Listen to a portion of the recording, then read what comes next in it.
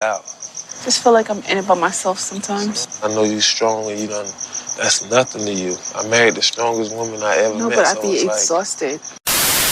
Hey guys, and welcome back to Little Black Books. You already know what time it is, baby. We're giving you guys a review of Love Goals, and we're going to talk about Dwayne and Theresa and giving you a summary of the episodes. Hey guys, if you're new to the channel, make sure you like, share, subscribe, click on that bell button for the uploads, baby. And for those of you who are returnees, you ain't got the minerals. That note was slightly off, but don't watch that. You ain't got the min. You ain't got the min. Alright, now, listen, hey, Gege, are you mad, you're lean? Listen, let's get into the review, let's talk about it.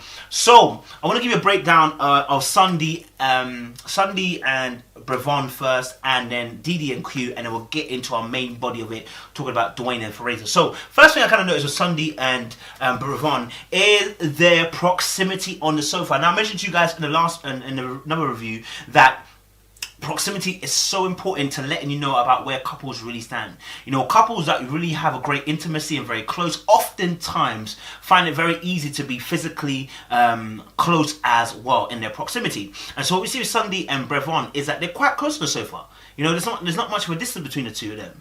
Obviously, you know, Brevon is man-spreading, but they're still quite close. Now, one thing I want to note is that when, you know, Spirit asks who's going to go next, you know, Brevon takes it upon himself to say, listen, I guess I'm going to go first, and quite brashly and boldly and probably stupidly, quite openly says, you know what, yeah, I have a problem with women.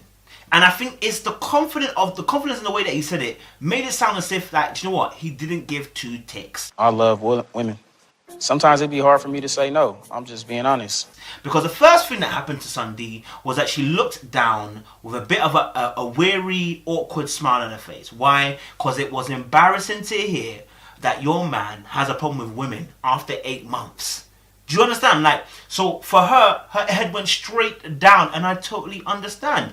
What was interesting between the two of them, obviously the main point of discussion was that in terms of where they stood in the relationship. Now, men do this all the time. Let's be very frank and very honest. Where us men will pretend as if we don't know what the frick was going on. Like, we'll pretend as if we don't know where the relationship is at.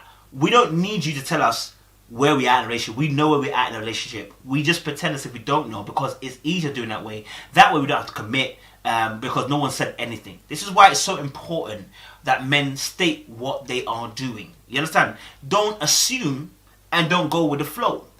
Right? Now, when men don't say something, oftentimes, often, not all, often, it is because they are trying to access the grey area. And the grey area is simply the area in a relationship where anything can go, but nothing can be held or tied down. Because I never said we're in a relationship, or that we're doing things, or I never said we're in a relationship. You know, I saw your mum, but hey, I never said I'm in a relationship. I saw your sisters, I saw your children, but I never said I'm in a relationship. You never heard me say it. And so this is the grey area. It allows for so many things to happen without something being said or established, right? Because if it's black and white, it's straightforward, right? So what he tried to do was play in that grey area, but Spirit didn't allow him. Spirit, listen, and you know, Sunday mentioned about the boundary that they had established for themselves, which was that, you know what, they weren't going to see each other's kind of family members and children and everything like that.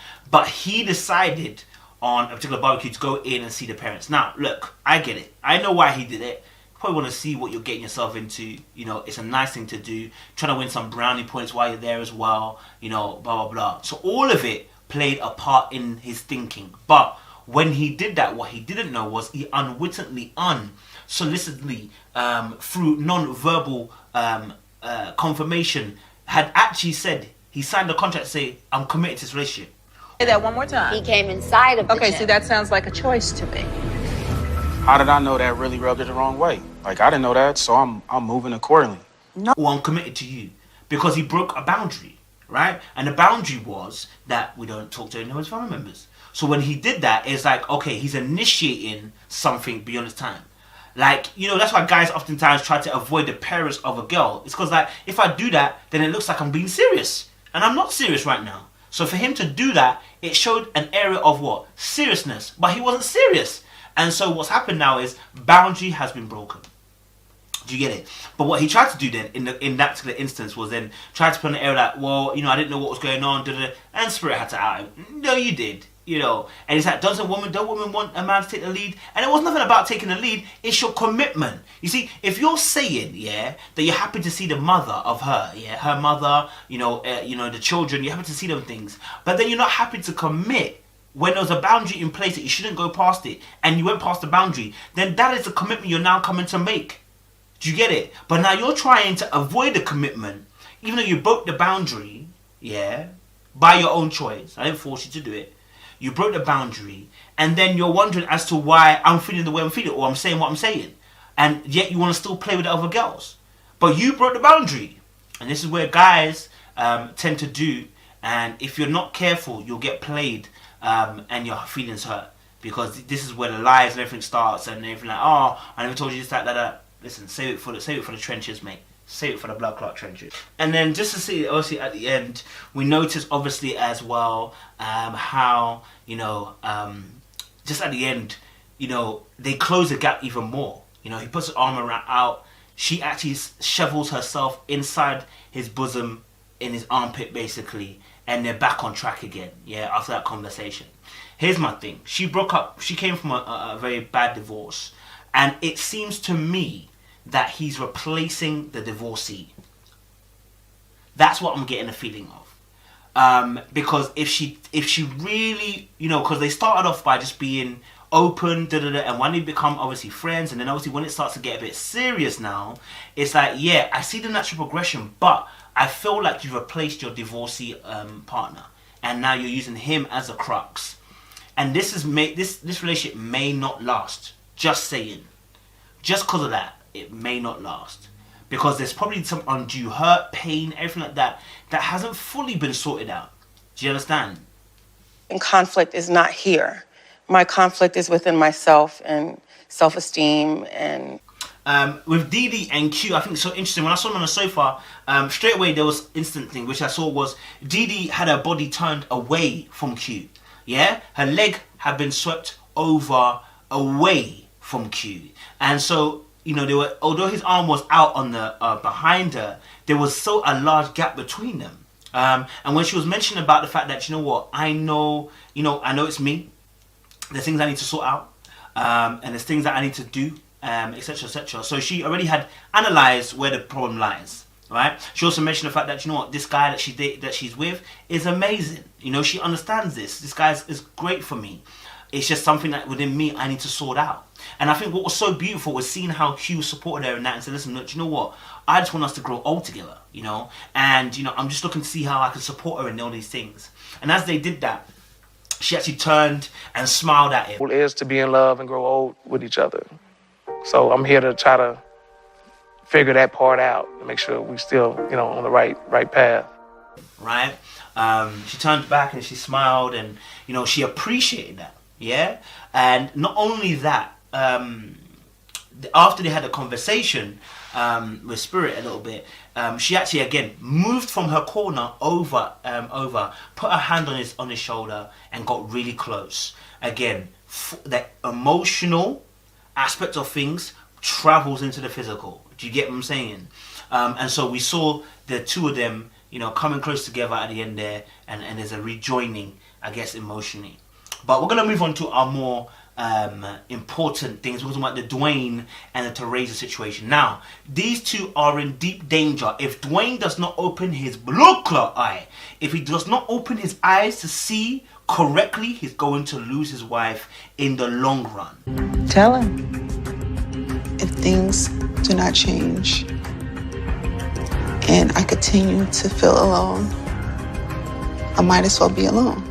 Now, something I'm going to say, which was that there was the conversation they had with Spirit, and I felt like from what I'm seeing with Theresa, I don't feel Theresa would necessarily leave. But when Theresa said, obviously, Theresa, tell him again, how you feeling, because this not, and it was almost like she was pushing Theresa to say, listen, look, Theresa, you got to tell him that you would leave. And it's not that she would, I don't think Theresa would leave. What she's saying is, I'm going to have a breakdown. And when I have a breakdown, I don't know what I can do. I can kill you. I can cheat on you. I can leave you. I can have a break of you. She doesn't know exactly what she's going to do. Theresa, I don't think knows exactly what she's going to do. So when Spirit was pushing, I was like, Spirit, don't push her. Like, let her just say what she's saying. Like, just tell her, listen, tell him how you feel. That's what you need to hear. But it sounded like she was pushing her towards saying that. All right, cool. Most importantly, at the very beginning, when we saw them on the couch in the group therapy session, we saw that her leg was the opposite direction of where it was for Dee Dee. Her right leg was over her left leg towards him. She's not done with him. Though they may be sitting on separate sides of the couch, she's not done with him. Yeah? You see with Althea had her feet in the chair at one point, then feet down. And then she just hugged the corner of the chair. Here we're seeing her leg dangled over, but her leg are pointing towards him. Yeah? And she's not so rigidly stuck to the side of her chair. That was the most important thing that we first saw, right? Then we obviously get the situation in terms of Dwayne expressing the fact he knows that, you know what, he feels like he's got the boys he knows the boys are around the house all the time. He's got a lot of pressure on his shoulders, etc., etc. And then when Theresa speaks, she mentioned about that she's frustrated by the fact that, you know what, all these boys are in the house. Now, she did a hyperbole, which is what we call it an exaggeration, right? Where she said, you know, you got over 100 guys, whatever, they're all in the house every single day. Now, I don't know if they're in the house every single day, but 100, that's probably a bit much. But, hey, it could be, I'm not going to lie. But, do you know what I mean? She said, obviously, there's 100 guys, and I think that hyperbole was to heighten and to show him where she's at the moment. This is how serious the situation is. I want you to see the magnitude of what I'm talking about. And you know when she mentioned about the fact that she feels like she's serving all these guys, and you know she's not having time with her husband. And so that was a very important point that she made there. Very, very key. And when she was speaking, very key as well. When she was speaking direct. And at times, what I noticed with Dwayne is that when it got hard, the conversation, his hand went Look, when something is forced upon you, it doesn't feel like love anymore. Up and was resting on the armrest, but his left arm was up. When he felt like he wasn't really under attack, or he felt like he wasn't threatened by what she was saying, and when I say threatened in the sense of he may be losing his wife, his hand went down again.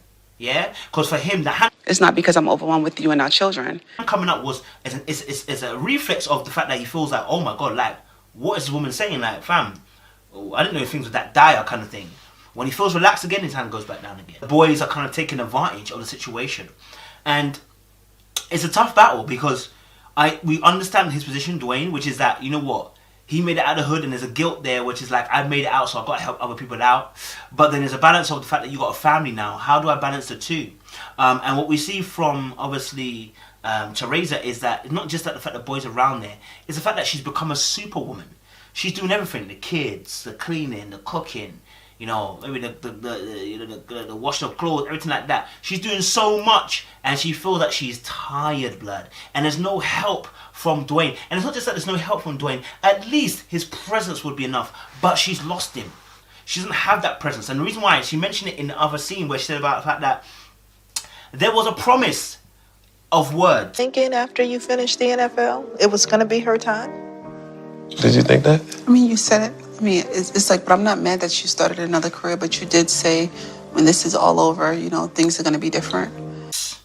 So much said that when he finishes the NFL, it will be different. And so that word was something that a woman will not forget. Okay, it's going to be different after this. Now she's expecting something different. But what she saw was that she's not got a problem, and she said this as well. She hasn't got a problem with the replacement of football for music. The problem is that the situation hasn't changed. The format of how it's happening hasn't changed. You haven't changed. Your behavior is still avoidantry. It's still on the verge of you thinking that I'm your servant or your maid and the baby mother, rather than the mother of your kids and your wife. That's the key shift and perception that needs to change from Dwayne. This is not only your mother of your kids, she's your wife. Yeah? And when you see it like that, you don't see maid and you don't see cook and cleaner. You see her as a woman who is your partner. And that's the key thing about Dwayne. He's seeing things from a very old school mannerism, which he mentioned about the fact that, you know what, his grandma and his aunt were of that same ilk where they, you know, used to take care of him. And sometimes we can get stuck in that and not realize that is not the be-all and end-all. That it also isn't my partner. And also as well, although it brought me comfort, you know, my partner has aspirations and goals, and they are developing and moving with me at the same pace. They want to do things. They're not my grandma or my auntie who are forced to take care of me. And so this is where, you know, there's obviously a comfort for Dwayne in the fact that a woman does all these things for him. That's just the truth. There's obviously a comfort for him, a reassurance of this behavior for him. So that was interesting as well, to see that.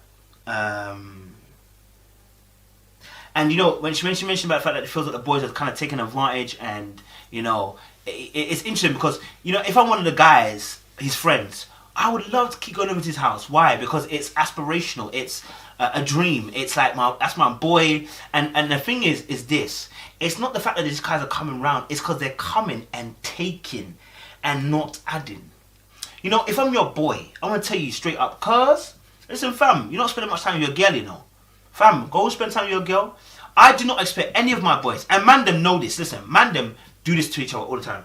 No man expects their man to be more time with them than their wives or girlfriends. They know what happens. You get your girl and you want to spend all the time with your girl.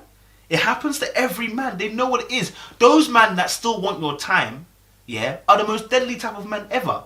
They don't want you to be in a relationship. They want you to be single. They want you to be in the same position they are in. Because when they get a girl, they're gonna box leave, man. Do you understand? So, you know, these guys are coming and taking, and that's the big problem. You know, and you're sharing your house with these people. I said this in the first episode. You're sharing your house with these people, and they're not adding anything to you, but only causing more stress to you. Then they've got to go. You understand? They got to go.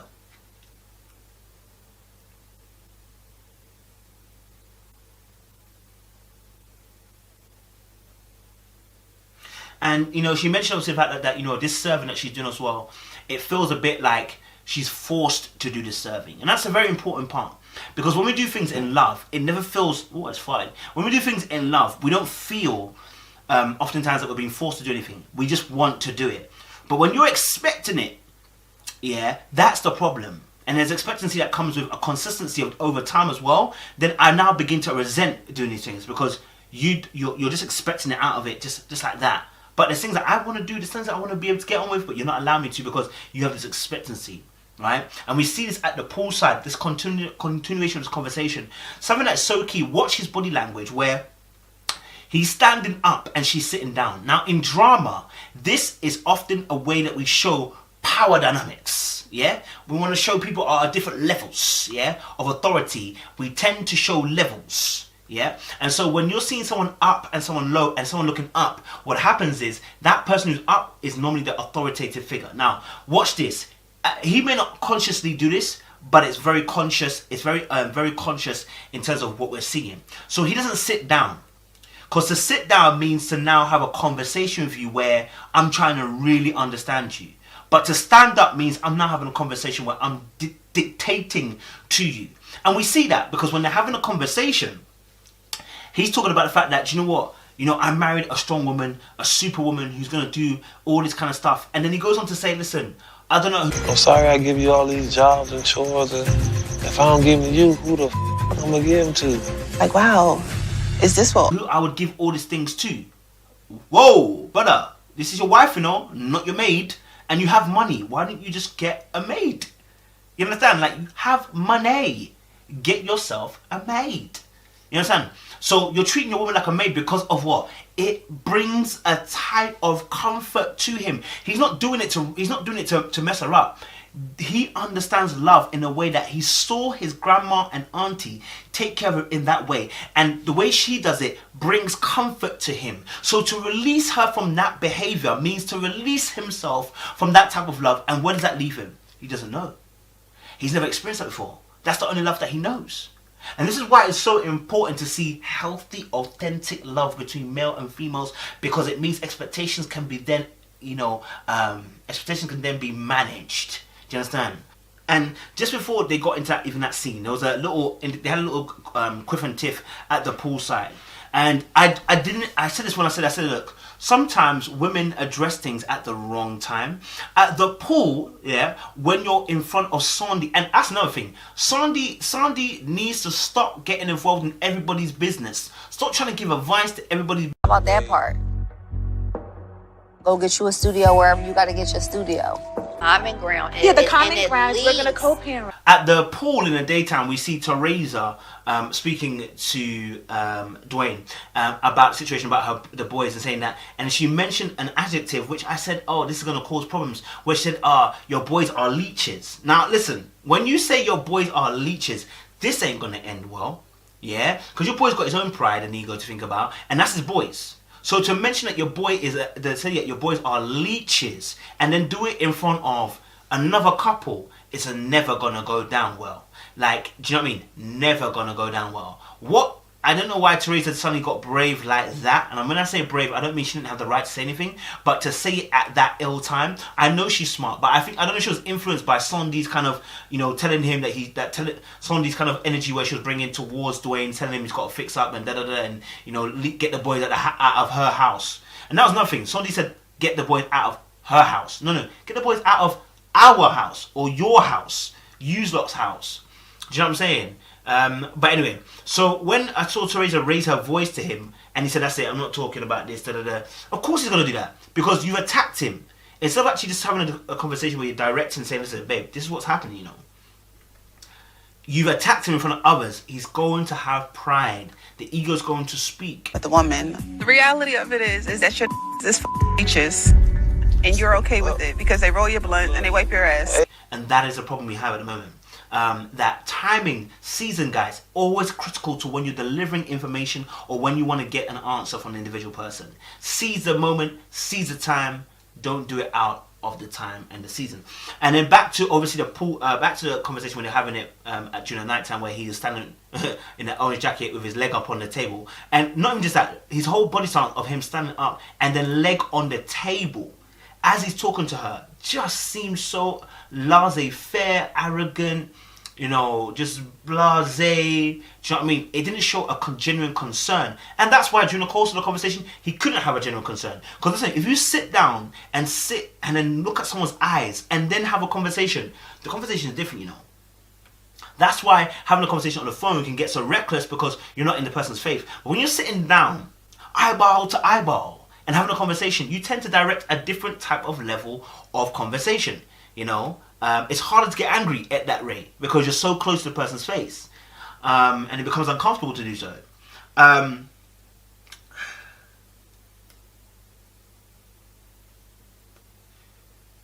then he mentioned about the fact that, because he managed a strong woman, he mentioned the fact that, her own mum had 8 kids, still did the cooking and cleaning. And it's like, you want this woman to do all of that, but that's not the woman you married. You understand? That's not the woman that you got. She was a working woman before that, on her grind, on her job. So you can't, and this is why talking about these things beforehand are very important. But even so, this is why, healthy checks during the course of a relationship are very important because priorities change.